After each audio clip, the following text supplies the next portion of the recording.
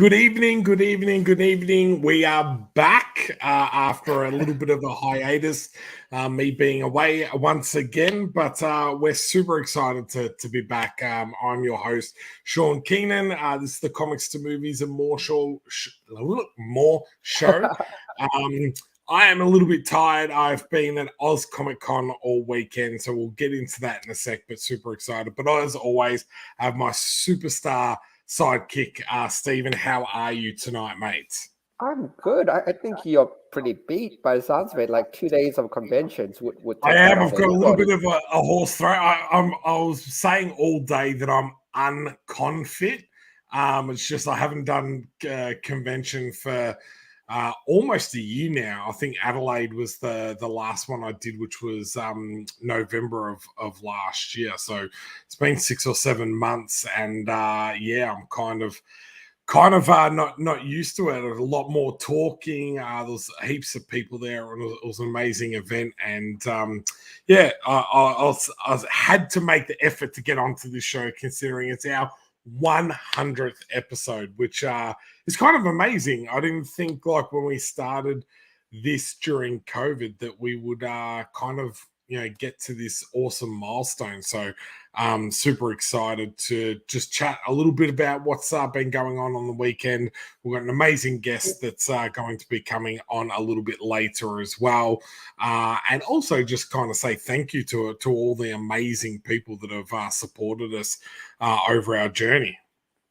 I know it's crazy. Like you don't get a sense of time sometimes when you're doing things, and when you look back, it's like no, look, and we had some really great guests on. Actually, all of them are great. Let us, they've all been fun. No, everybody's been awesome, and they've actually lent a really unique perspective. And as always, the chat is always awesome. So always great to see all these people on the chat, and it's fantastic. So like, it's a lot of fun. I hope you guys get some enjoyment out of hearing the two of us just talk probably probably really silly things. So I'm really glad you guys I do think enjoy it. so. No, I was thinking about like what I could talk about for the 100th episode, and like I went back and I checked a couple of our episodes to see, what was the most popular, what was the least popular, and all that type of stuff. So I have to say, like, the episode with Dan Furigal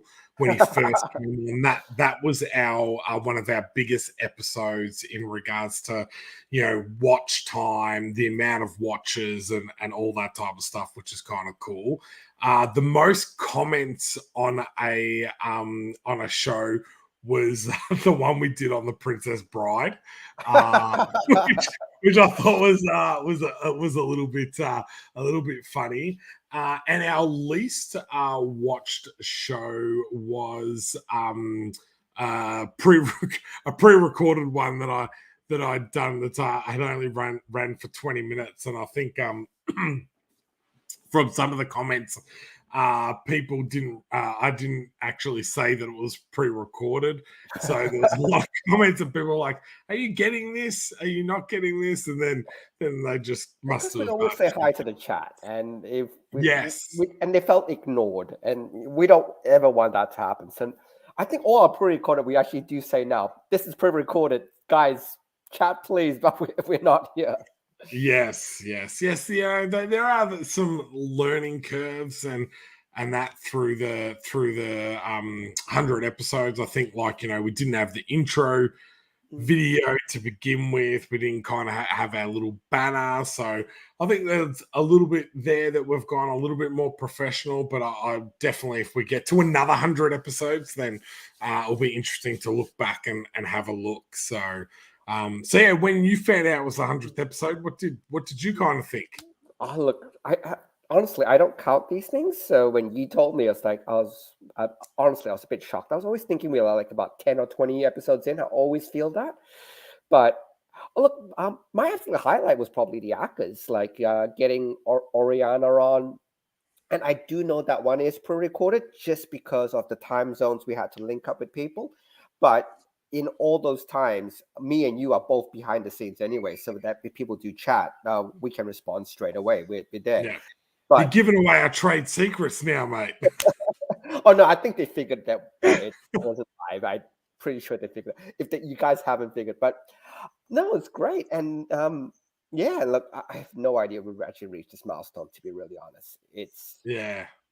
Yeah, and the ACCAs was kind of a cool thing that's kind of came out of this. I don't think we kind of set out to create our own type of awards show or anything, but that's just kind of came out of doing this. The opportunity to speak to Oriana, which amazing that she's been able to give us some of her time, and then it's been kind of cool then to reconnect with people outside of our say comic circle or our group of creators and that. So it's been kind of really cool to see what other people are doing in the graphic novel and comic space that we don't know about. So when we check Kickstarter and do these things, we're like, oh, who's that? What's that project? I didn't know anything about that, which has been very cool. But in saying that, we better get to the chat and say hello to everyone that's here. So, Sarah, hello. Nice to see you there. Thank you for coming and saying g'day at Oz Comic Con this weekend. And Jackie has said, welcome back. Congrats on the 100th. Yeah. It's a pretty amazing achievement. I think with any sort of show that you decide to go on, 100 episodes is kind of crazy. So I do just need to jump out for 2 seconds, Stephen. So I'm going to leave you alone just for a sec, and I'll be back in 2 seconds. That's all good. So I'm going to make the screen nice and big.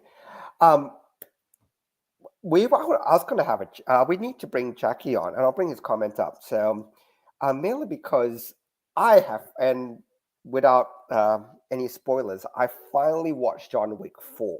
So I have a lot of thoughts on it. No spoilers, but I think me and Jackie are going to have to disagree on a couple of things because I know Jackie absolutely loved it, but there were quite a few things that took me out of the movie. So I'm really sorry, Jackie. It's going to be one of those things where I'm going to agree to disagree.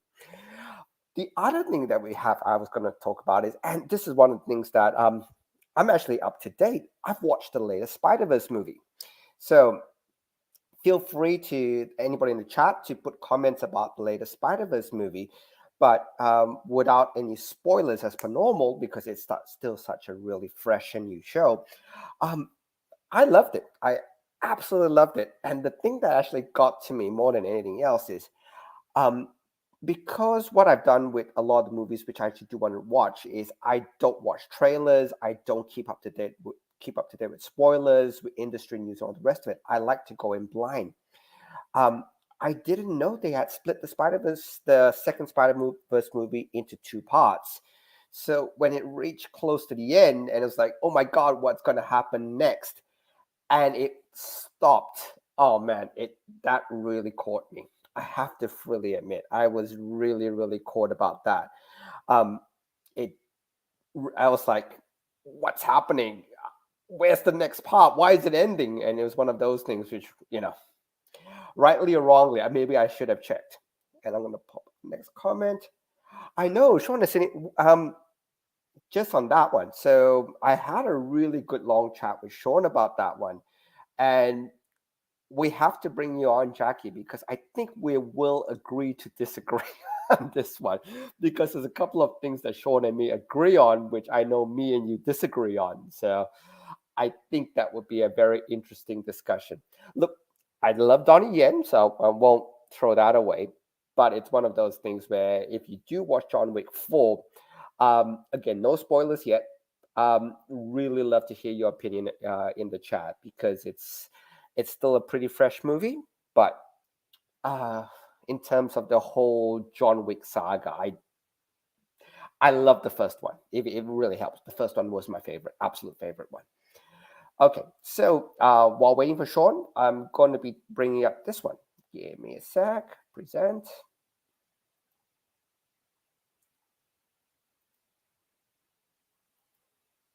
So this is the first Spider-Verse movie, which, look, honestly, it's one of those movies I went in blind as well. So, and unfortunately or fortunately for Spider-Man, it's been one of those properties which has kind of sat in between um, Marvel and with Sony. So I really didn't know what to expect when I first saw this one. So again, anybody in the chat, please feel free to put your comments on. But it's one of those movies which I was always thinking, "Oof, would it work out? Would it not work out?" Again, if you're playing with a whole big cast of characters, it can be a little bit overwhelming, especially in this type of situation where you're not quite sure exactly what is happening. Um, and also where you're playing with a lot of characters at the same time. Again, it hasn't had an established universe, so they're actually universe building in the first movie, which actually was one of the big topics of discussion in this one. World building. So again, if any creators out there who are interested in talking about world building, um, one of the first things about world building that I always find absolutely key to building a world, and they did it in this one as well, is to define what they call the power source. So when you're defining a world, the whole world is always defined on the power source that powers the world. And I'll give you examples of that before we run through what happened in Into the Spider-Verse. So if you're talking about power sources that run through the world, you start talking about, whether it's steampunk, cyberpunk, and all the rest of it. If yours is a fantasy type world, you're now talking about magic systems or systems that basically control what can or can't happen. Now with Spider-Verse, with Spider-Man Into the Spider-Verse, the big power source that basically not so much powers the world, but powers at least what happens, you're talking about the collider. So these are the portals between the universes and how they all interact. And they did it really cleverly, I thought, Into the Spider-Verse in defining how the portals work, because the portals were probably the absolute key part that defined how the universe operated. Because without the portals, you could not open up the new worlds. And if you couldn't open up the new worlds, you're kind of thinking, how do you introduce all the other Spider-Man into it? So bringing one thing in a second. Give me a second. I'm just going to cue this one up. So Into the Spider-Verse actually had a whole, I would say, a really fun cast. And you're talking about Spider-Gwen, Gwen Stacy, and hold on. Let me see if I can cue up the trailer. If you guys just hang tight for about a minute or two, I want to bring up the initial trailer for Into the Spider-Verse so that at least you guys can see what so if you haven't seen it for a while, it should bring back memories of the film. So give me 1 second. I'm just going to get that one queued up.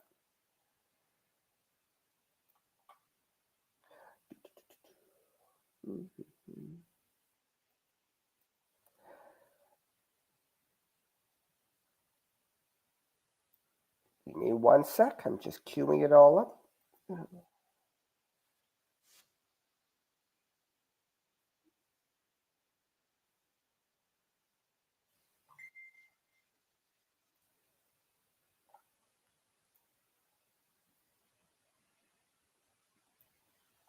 1 second.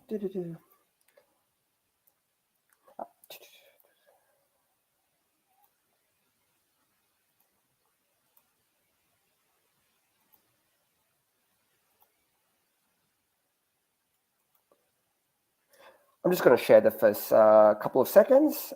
Again, just as a quick refresher, it'll only be about 10-second clip I'm going to share, but at least then you can kind of see here what happened, remind you exactly what happened Into the Spider-Verse.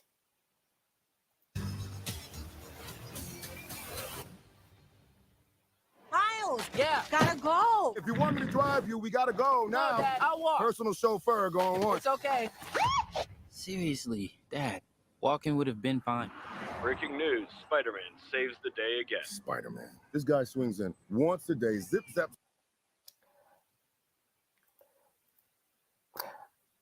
Hey, nerds.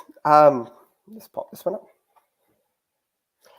Hope you're well. We're talking Spider-Verse. So we're talking all things Spider-Man, Spider-Verse. So just a quick trailer intro to that. So the one thing I did enjoy about Spider-Verse was it bases the main character around Miles Morales, which is one of the newer Spider-Mans. Absolutely love the character. So in terms of character building, he's probably one of the most fun new characters that we've seen out of the Marvel Universe. Let me just pop that. Happy birthday, DJ. So I hope he had a really great day. So wishing him all the best. So give me a sec. I'm just gonna bring this up because I want to bring up more to.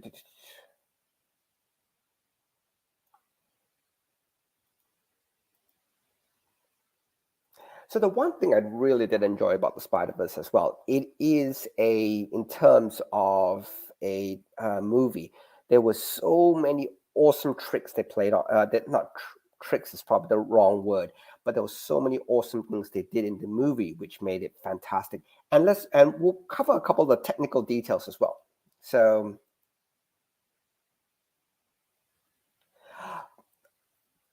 in terms of Miles, and look, I do get it. So, and this is where it gets really interesting. So if we ask the question, and of characters and character building. Just going to bring up. So Zakh, I know you're in the back stream. I'm just going to bring you on now. So don't be surprised if you're going to jump on. All right, sweet. Thanks. There you go. Hey, Zakh, how are you? Hey, how's it going? Oh, mate, it has been a hectic time. No, it's good. It's all good. Oh, look, yes, you came in a good time. I don't know how much you caught before. I was actually kind of linking the Spider-Verse with world building a little bit, and we'll dive into that a little bit more. But like I said, one of the things that I always considered the absolute initial key and important part about world building is what they call defining the power source. And it's not just it's not electricity or solar or steam. It's not quite that. So if you imagine the, how do you say? I'll just bring this one up. So I'll share this. If you imagine, say, if you have a system of magic in the world, you have to define how the magic works. And you have to have rules involved in that. So in Spider-Verse, if we talk about the power source isn't that they use electricity. No, that's boring.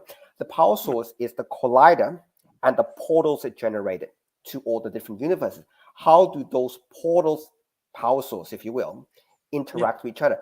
And the portals have to make sense because you have to define the rules within the portal to all make sense. Otherwise, the world doesn't make sense.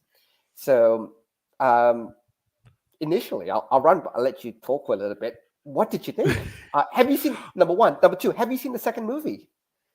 So I had seen the second movie not too long ago, actually. And I mean, no spoilers. Goodness. It's still really new, so we don't want to spoil anything. So yeah.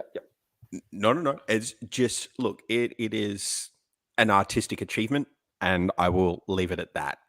I will leave it at that. I'm not going to get into anything in terms of like story, character, world building. But my goodness, what an artistic achievement. But getting back to Into the Spider-Verse, I mean, like I remember that first one came out. It was something that people were talking about. It was a massive buzz, and then it's one of those things that you find yourself going, "Oh, I should go and check that out again." You know, I've got plenty of friends who just turn around and just like, have you seen, when was the last time you saw this movie? You know, there's one of those things that keep coming back to you because we're in an age now where movies are just coming out all the time, constantly. And it's almost a rarity to have somebody or to have a movie that makes you go, I want to see that again, being part of that. And Sorry, you were going to say something? Well, no, I absolutely loved it. And look, and even the technical details are worth going back once again. Like for example, there were a whole bunch of tricks they used. Tricks is the wrong word, but when they animated it, for example. Text, Oh, maybe. are you still there? Are you still there, Zach? I think you dropped in and out. I think you're frozen a bit. Oh, I was here. Oh, I can hear okay. you. It's yep. Oh, much better. So one of the things that they did, which I loved, is they actually animated Miles Morales in the beginning at a lower frame rate. Mm. So when he was Spider-Man initially, he seems very, very jerky. And as he got better, basically they just kept increasing the frame rate. So by the end, he was basically running off the 24 frames per second. In the beginning, he was running off to 12. They did him up to 18 in between. Yeah. So even stuff like that to make him seem more solid, more fluid. Oh man, that was a whole bunch of technical stuff they did to make it happen. Yeah, like just in terms of technique, rather than trick, would be probably fantastic technique. better way. Yeah. Yes. Yeah. So I don't know. It just between like and the way they incorporated all the different visual styles, you know, and see how they all worked in tandem. Like and Penny is so different to. Oh, Zach, I think your network Sorry, I just noticed really. If you like, you can turn the camera off so that at least then he'll be back. So, oh no, he'll be back. I think he's a bad connection. But Shaun, we're just talking about the different techniques used into the Spider-Verse, and one of them, which is pretty well publicized, is basically Miles Morales' frame rate actually increases throughout the movie.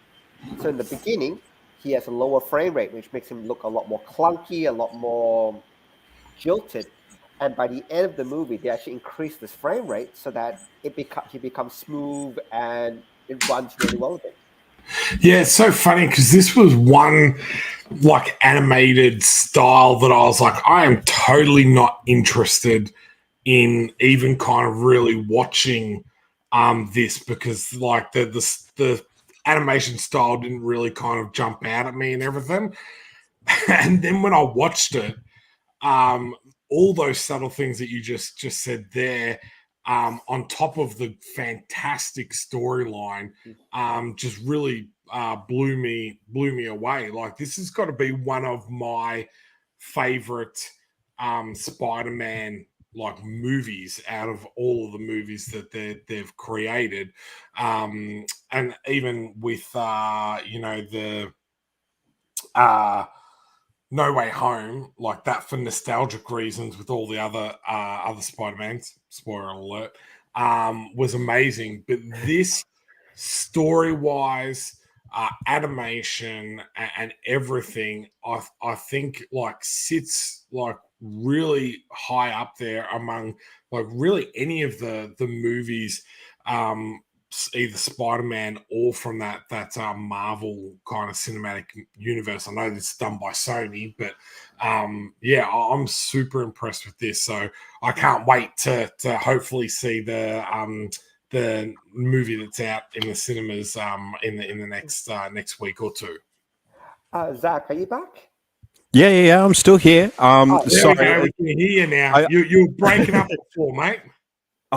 So I was explaining to Stephen before that I've only just moved into a new place, and so it's got no internet. I'm basically just running off my phone at the moment.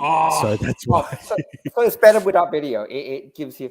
Oh look. Well, we appreciate you doing that, mate, and coming on the show. I hope you've got enough gigabytes with your plan that we don't run you over. Yeah. Mate, I am covered. Do not fret. Look, with the amount of gaming that I do on my phone, I've made sure that I'm covered in that respect. So don't you worry. Awesome. I love it. I'm going to throw this to you, Zach. this is probably the most iconic scene of the movie, if you can remember it. Oh yeah. What did you think? And look, this has been analyzed to death, but I would love to hear your thoughts on this one.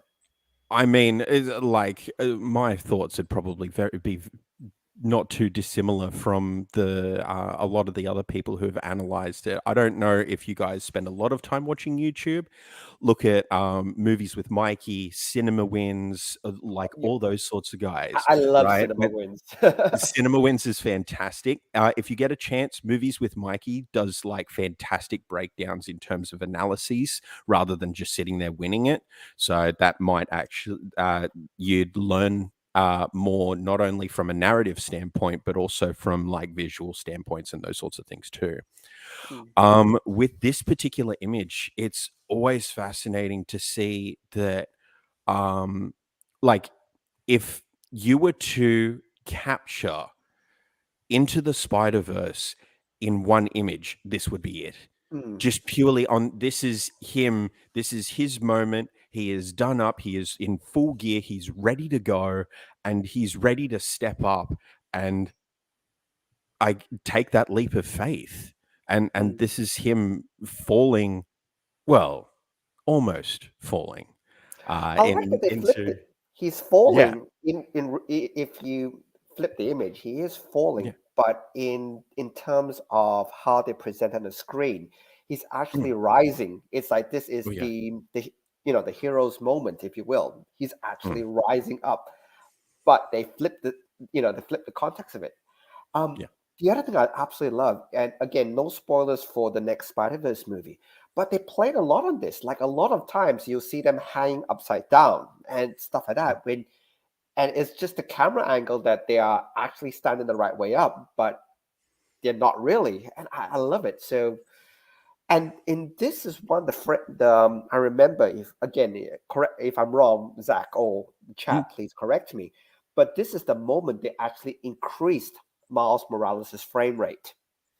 This was the moment he actually became the full 24 frames per second. Prior to this, he was running off less than this. So this is the moment they go, you know what? We're going to animate him at the full frame rate to give him that full smooth thing. You know, how brilliant is that? And it's stuff you don't notice until you go back and rewatch it. Like it's one of those movies that you can go back, watch, find something new to take away from it. I mean, you could do an entire episode just purely on color theory, right?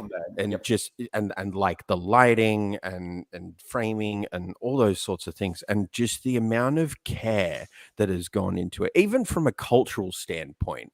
Right. I mean, Miles is a byproduct of two different cultures, being Puerto Rican and African American.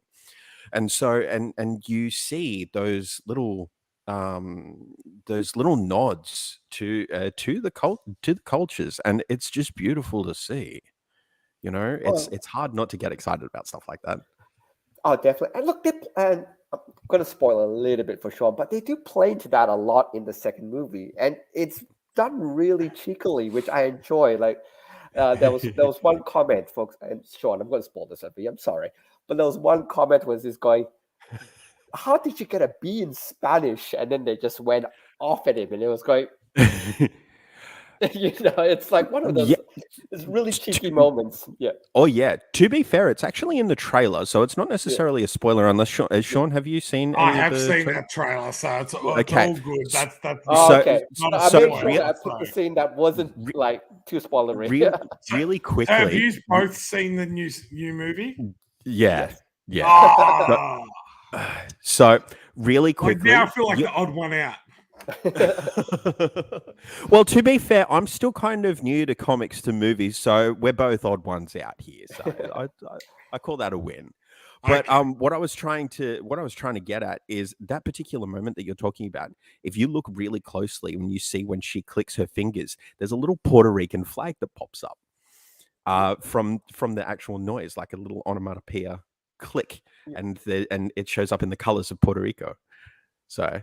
If that's really cool. Yeah. I gotta watch it again because I didn't notice that. That's something I didn't notice. Oh, you see people, you see some of these people out here who just like will stare like inches away from the screen, trying to analyze every little moment from just from the trailers alone. And there's just those little takeaways. It's absolutely magic. I think it's great though, because whoever made this film and the next one, it's like a love letter to Spider-Man. It really is. It's like saying to them, you know what? The lore is huge. The world is huge, and I'm going to pay homage to a lot of that as well, which I thought, oh yeah, it's fantastic. I'm going to share Am another. I still correct in saying that the movie that's out at the moment is split into two? Is there still another one? Yes, and I didn't know that when I watched it the first time. So when I watched it the first time, I usually make it a point, if I really enjoy, I want to watch a movie, and this one I was really excited about, I will watch no trailers. I would watch, to be fair, I watch trailers, but I would not watch the making of. I will not watch interviews with the cast. I won't watch any of that, just so I can enjoy the movie, because there have been quite a lot of times the cast say something and it's hinted at, and you just go, "Oh crap," the story is ruined.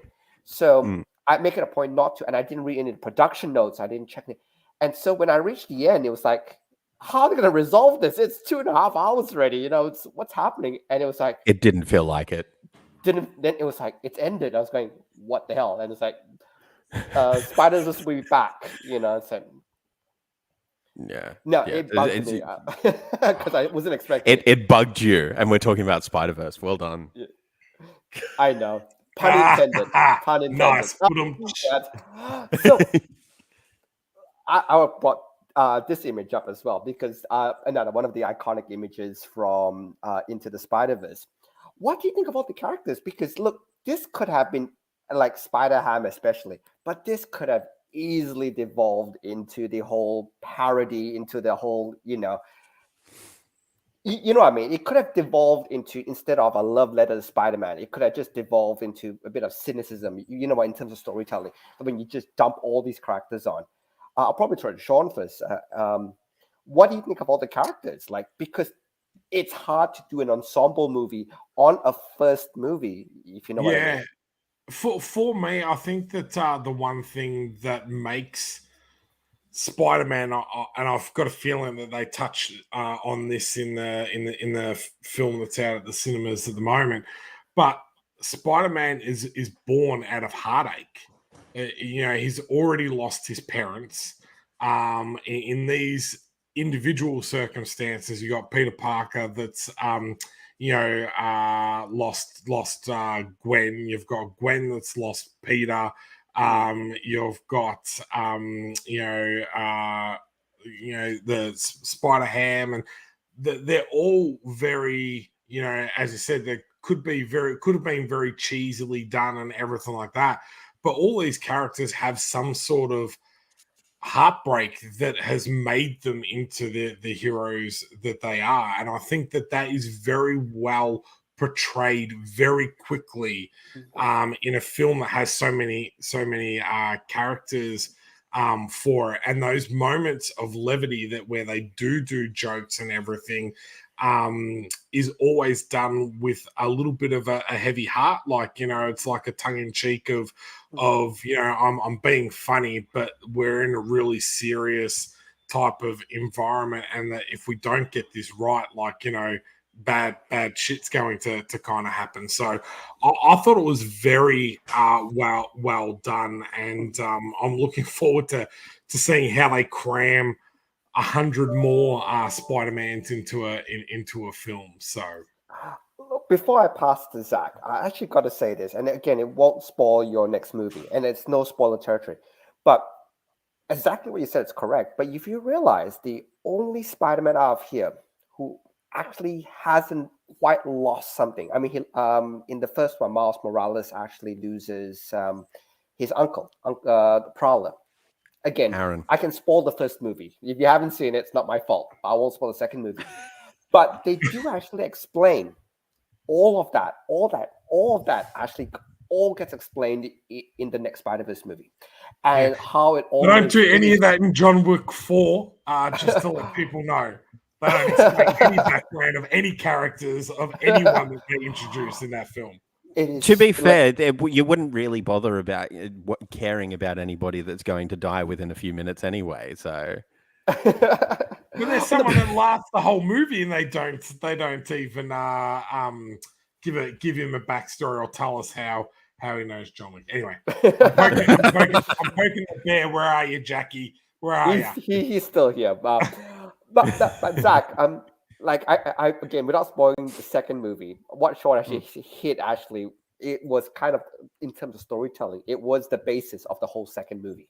If exactly what yeah, Sean no, said was the basis of the yeah, whole. no, he's very right there, and I mean, like, there's a lot to be said for covering your trauma with humor, you know, and I mean, like, Spider-Man is a poster child for that.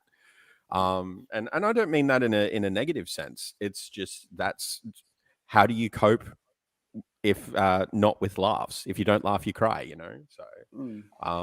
it's And out of his heartbreak, he finds strength, yeah, which I think is what, why Spider-Man kind of resonates with so many people, is that he can still be a good person. He can still find humor, even having the tragedy that he's kind of had. It's like those people that, you try and always look on the bright side of things, or what is a lesson or a takeaway that I can take away from that, rather than going, oh, the world's against me and everything is kind of bad, which is, I guess, where all the villains kind of come from. that But makes sense. going back on that one, we're talking world. So before you jumped off, we were talking at least when they're world building here. So there's two components to this, and the first component is very simple. They had to explain the power source, which is basically the portals. So how the portals work, how the universe all linked together. I have to say that it's really well done. So they actually dotted all the I's, crossed all the T's. So when you had the whole multiverse thing, it all made sense. And it also made sense how they all linked up. So they did that really, really well. It's expanded like crazy in the second movie, as you probably can imagine. But they explained how the universe links. So that was really well done.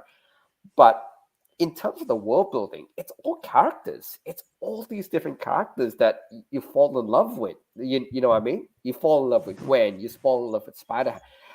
Even the other Peter Parker.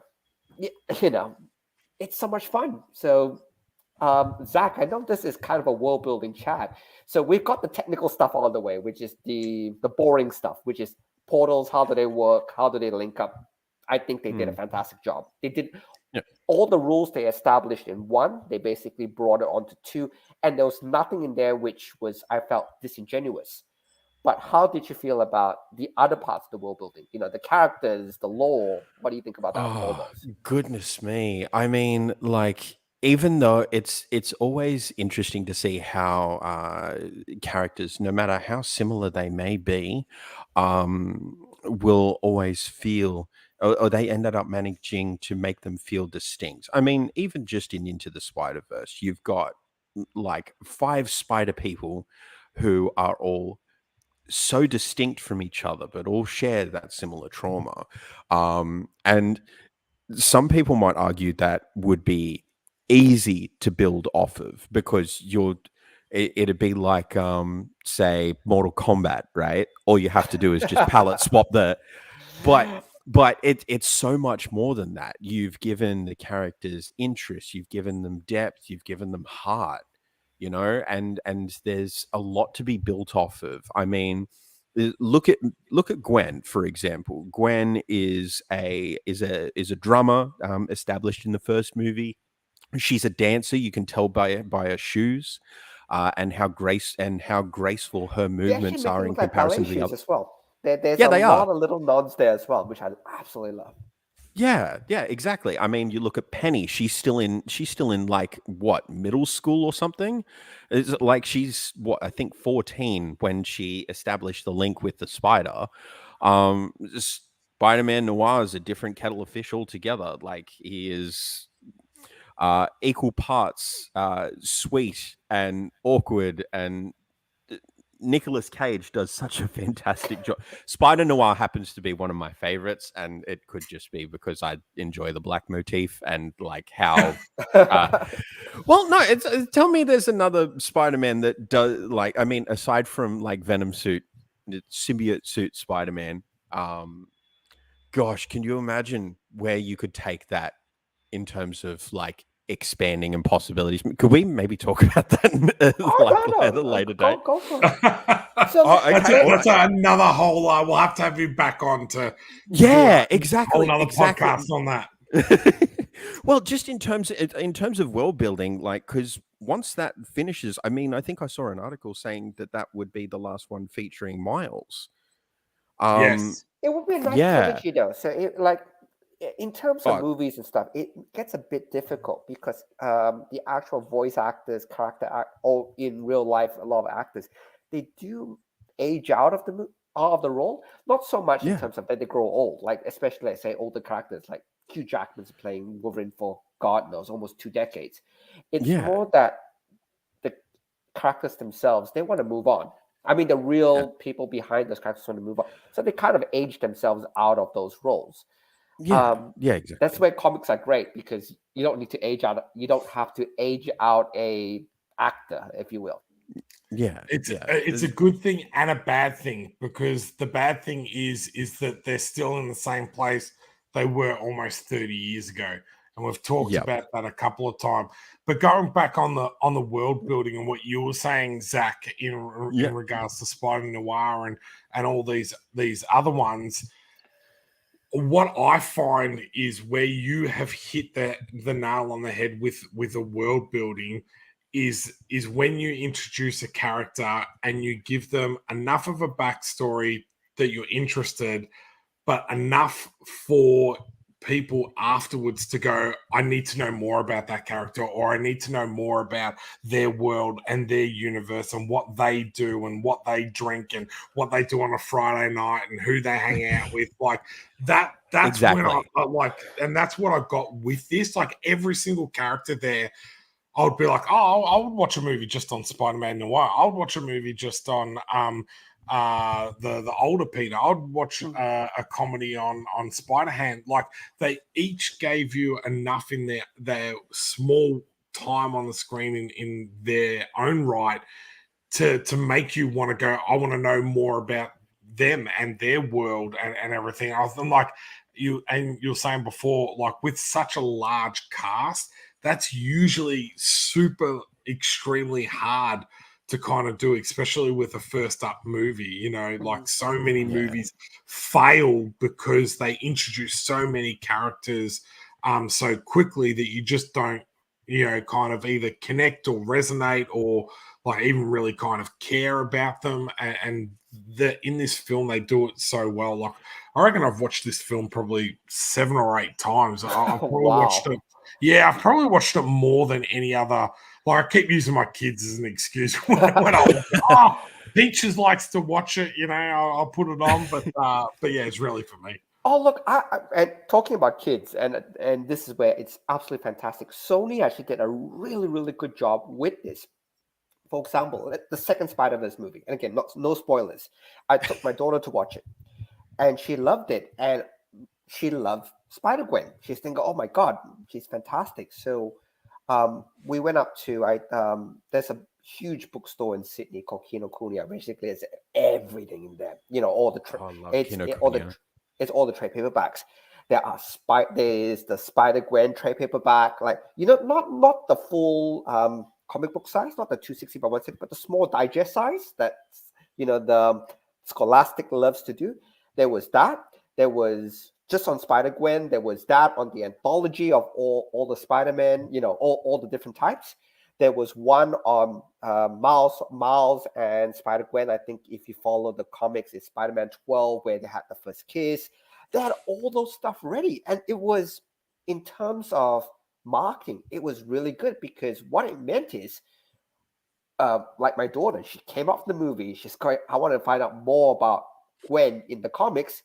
We went to the bookstore, and she had at least 3 trades to pick from of, what you want to read. You want to read more about Miles and Gwen's relationship? here? You want to read more about all the Spider-Mans in the anthology? Here. Do you want to read about just Spider-Gwen? Here. I thought as a tie-in, man, they got it right. And I'm going to use a bad example.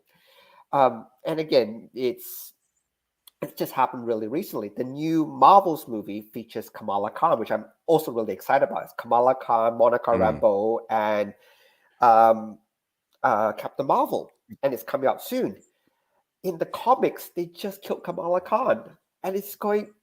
If you were a kid who went to watch Marvels and you loved Kamala Khan, you went to the local comic book store and you said, "I want to get the latest issue of Kamala Khan."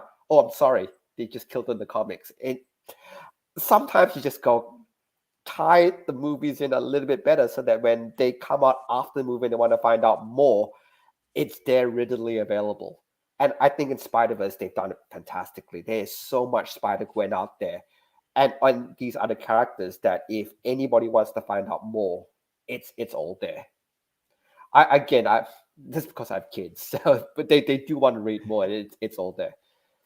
I have to say, all of the being at Oz Comic Con this weekend, there was so much Spider-Man stuff, like Spider-Gwen. Is it Spider-Punk? Is that Spider-Punk was Spider-Punk. huge in the second movie. He was Dude, there was he is amazing. Spider-Noir. There was Peter with a baby, like wearing a. No, it's this guy. It's the same guy. So in terms of the Peter B. Parker. Yep. Oh, okay. So it's the same one, but he got back. Remember in the first movie, his arc was to get back with Mary Jane. He did, and the second movie starts a couple of years down the track. Yeah. So it's interesting to see like how popular things can happen very quickly. And even I had a couple of Spider-Man 2099 comics, and I sold all of them this weekend. Yeah, because people were like, "Oh, that's that hopefully will pop off with the movie and everything." So it's kind of interesting to see how pop culture affects all these different mediums as well, whether it's comics, limited edition prints at conventions and that, and all those type of stuff. So again, going back to that world building, when you create something that resonates over multiple different platforms, you know that you've kind of hit the nail on the head, that you've done a really good job. Oh, definitely. There's a couple of new comments. If you want to, do you want to run through them, Sean? Or? Yes. So we've got apparently the voice actor for Miles wants to act as Miles if they decide to go live action. There's been a couple of people that I've seen have come and put their hands up saying that they would like to play Miles, and there is a little bit of a rumor of it being a handover from Tom Holland to a new Spider-Man. So that will be interesting. Coincidence, I just drew, there you go, Spider-Man 2099. We have, but then which version of Spider-Verse did you watch, Sean? I think you watched the first one. Sean hasn't seen the second one yet. So the next one. Yeah, I've only seen the first one at the moment. So it goes, I think, Into, Across, and then Beyond is the third one. Okay. So that's how it works. Into, Across, which is the second one. It's out now, and Beyond. Yep. Yeah. Oh, and there's no post credits, so you don't need to stay, by the way. Just give a heads up. Yeah. The one thing that I don't like is the movie has just hit cinemas, and they're saying the next one will be The Last Miles. Like, that's actually not a bad thing, because really? In terms of the story, if it's popular enough, they'll bring him back. But I think in terms of this trilogy arc, they're saying it's like Thor. I know, but do you need to say that now during the second film? Why can't you say that either closer to the third one? Yeah. Well, I mean, know, it doesn't necessarily mean that he's dead. It just means it's the end of Miles's story. The focus will be taken away from Miles, right? And this is where I was starting to get into the whole idea of that building, that expanding of the Spider-Verse. And I mean, there's only, for me, like in terms of theories, there's only one logical conclusion that you could come to if you were going to expand this particular universe. And I have to wonder if either of you are on the same page. Could you take a guess as to where I would go if I were to go and expand the Spider-Verse? Oh, you take Nicolas Cage. You think you mentioned that one? No. Okay, so you're talking spin-offs. I mean, like, I'm talking direct line, right? So I reckon they'll take it Venom into the Venomverse. Okay. There are so many versions of Venom at the moment. There's all these kinds of symbiotes. They've developed a backlog, or not a backlog, but like a sort of backstory, a lore into who or into what Venom actually is. Like, they call it a symbiote on Earth, but it's an entirely different beast. How much have you gone through? Because there is if you go into Thor actually, and if you go to that story, they actually do expand the entire. That's the God of Symbiotes. If you actually follow that entire storyline, so that's a lot of really cool lore. I have to continue. Yeah, so there is actually an entire storyline with Flash Thompson, and he ends up becoming a space bounty hunter, even teaming up with the Guardians of the Galaxy for a time, which is absolutely awesome. Sorry, that came out like 2016. So that was a while ago. But that's fine. But yeah. What would be cool is if they use the animated series to then link to the live action, and that, I mean, because you've got all of this and it's all connected. Like, why couldn't you have a portal that connects directly into the live action universe so that the two are connected? I'm not sure you'd want to do that, but we can't talk about that. The cool thing with multiverse is there's so many different ways that you can go about it. You have to just look. We are pausing here because all I can say is go watch the movie, because the more you talk, the more I'm going to go. I don't want to confirm or deny or whatever. Just watch the movie. Don't speculate. Just go watch it. Okay. All right. Yeah. I'm not going to say anything else now. That's it.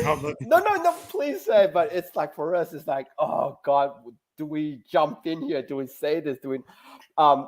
This is null in terms of the lore. This is the God of Symbiotes. So I didn't read any of this. Was this any good? Sorry, you go. Sorry. No, you first. No, I enjoyed it. Look, but it's cosmic, so it plays into you know how Marvel has its street level heroes, cosmic heroes that have world-ending heroes and stuff like that. This is very much in the cosmic plane. So he actually started on Thor more than anything else because that was more the cosmic realm. Very, very interesting take, and it actually builds a lot of the lore. I can't remember who the writer is for this, but what they did, which I thought was fantastic, is they actually went back to all the old comics. So I love it when a writer shows love. So he actually went back to all the old comics. You're far too nice, Stephen. Zach, tell me what you really think about it, mate. Stephen is always too nice. He never bags anything. So. Oh, no. So what the writer did was he actually went back to all these old issues and he just grabbed all these old characters and stuff like that. And then suddenly it basically linked like 10 disparate events from the past and made it all make sense. It's like the whole Quicksilver thing. Why Quicksilver is always angry and always pissed off at people. And actually explain that. It was one of those things. And I love when writers show the love. Sorry, Zach. No, that's okay. I mean, look, your experiences with Thor and in that field, but yeah, there was this entire storyline that they covered, and I don't know if it was the same writer or if that writer worked off of this particular writer's, but yeah, it's called Venom Space Knight. I think it was called. But Flash Thompson, I think at this point, he's not paraplegic. He's a double amputee, I think, if memory serves. Yeah. After surviving like a claymore or something like that. But Venom allows him to walk. And I think the both of them end up getting abducted and taken to space. And that's where they start delving into the whole idea of like the god of symbiotes and how he was like chaos incarnate. And I mean, look, for me, Venom is one of my favorites because he is equal parts absolute bastard, but at the same time, they humanize him, and it's you can see their relationship deepen. And I don't obviously don't mean that in a romantic sense. I mean that in the sense of like they are working off of, yeah. So, they, how do I explain it? It's so much deeper than they literally cannot live without each other, if that makes sense. And this idea that all symbiotes have stemmed from this one being is crazy to think about, you know? So it's a good read. If you have the chance, pick it up. Venom Space Knight. But yeah, so I ended up trying to find everything that Venom Space Knight was in. After that, there was a couple of Guardians. Yeah, that's it. There we go. Yeah, it's such a cool suit. It's such a cool take on the suit too. So makes me actually think of those. You remember Young Justice, and they had like the race that had the Blue Beetle, the other variants of the Blue Beetle, and there was a black version, and he kept referring to the humans as meat. It made me think of that, but it's such a cool design. Such a cool design. That is very cool. Yeah. All right, I'll give it a go. Zakh, on your opinion. Go watch the second movie first, because nearly everything you've talked about, they do explain it. One of the reasons I absolutely love the second movie, you can tell the love that's involved. You can tell how much they decided. The writers had to love Spider-Man, like beyond a shadow of doubt. You know how some movies you watch and when they take a character, you can kind of tell that they don't like that character, or it's by the numbers. It's very much, let's just churn it out. But in this one, it's a love letter. It is 100% a love letter. Do you want a good comparison? Think of it as between the difference between Mario Brothers 1993 and the new Mario Brothers movie that's just come out. All right, there's a distinct difference between knowing your material and like having Shigeru Miyamoto standing by the sidelines going, "No, that's wrong. Do it again." I love the 1993 version. No, and that is not a knock. That is not a knock. But what the directors in that one, all they did was they said, "Look, we don't want necessarily to tie it directly to." They actually had a deleted scene right at the end where they had a couple of Japanese guys come through and go, "Oh, your story sounds very interesting. We want to turn it into a video game." And that's how they were going to make that tie in. But yeah, and again, not knocking the 1993. That's a personal favorite of mine, a guilty pleasure, if you will. Yes. But, yeah. Well, I'm enjoying my oldest daughter's name Peaches. So I'm very much enjoying Jack Black's Peaches. Beautiful. Peaches. But yeah, she's not enjoying me singing it. So I'm not. I've been banned from singing it on the way to school and at her school and everything. So I'm allowed to sing it at home, but that's the only place. So hopefully she doesn't see this and see me singing it on air. But yeah. I know, but look, we're going to close the show off. But on that note, I'm sorry, Sean. On that note, we have to do this. You brought this one up. I didn't bring this one up. So I'm going to blame you for this. Love to see the guy come out of his shell. So on that note, I think that's a great note to end it on. Well, as always, it's been an exciting and eventful episode. My little girl has just been rushed to hospital, hence why I jumped off the stream before. So, but thank you, everyone that has attended. No, it's all right.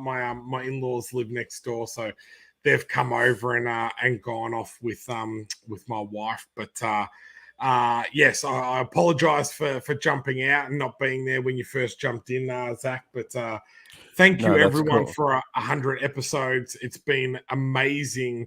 A couple of years. It's been 2 years as well. That's the one thing I didn't mention as well. Literally, this week was our 100th episode and 2 years from when we done our first live stream. So, which is kind of exciting. But thank you for providing your time, Zakh. You're very insightful. We'll definitely have to get you back on again. And thanks to everyone that's been watching and supporting us over the last couple of years. And we look forward to doing it for a couple more. Thank you so much, guys. It's been an absolute pleasure. Sorry I got here a little late, but better late than never. No, it's a guest prerogative, mate. Well, hopefully next time I'll have better internet so we can talk more about a plethora of other things. That'd be awesome. And we want to see your beautiful face as well. Like that's the other. Stop it! I got a face for radio, mate. What are you talking about? So Stephen and I say that all the time when we're like, who wants to be looking at our ugly mugs? We're not pretty. We know we're not pretty. No. We know that's why we get Dan on the show. He's the pretty one. Yeah. So. Okay. All right, guys. All right. Have an awesome night, and we will see you back next week after the Sydney Supernova show, which I'll be a guest at. So I'm super excited about that. And we'll be talking about some of our upcoming projects. So till then, thank you very much for watching. It's the Comics to Movies and More channel. We go live at 10 p.m. each Sunday night. Hit that subscribe button, smash that notify bell, and we will see you all next time.